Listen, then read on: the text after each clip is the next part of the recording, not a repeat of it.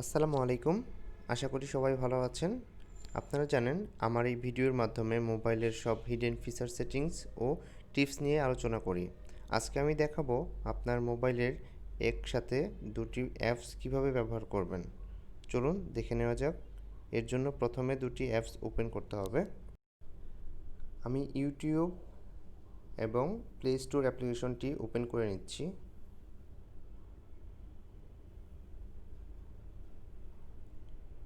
এরপর রিসেন্ট বাটনে ক্লিক করতে হবে। যে অ্যাপসটি আপনি উপরে রাখতে চান সেই অ্যাপসে লং প্রেস করতে হবে।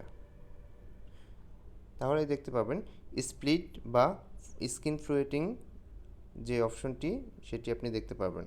ওখানে ক্লিক করুন।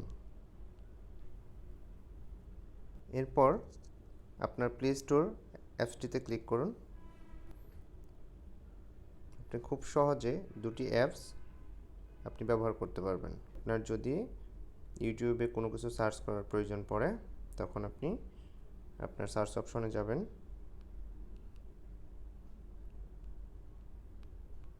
সার্চ করবেন।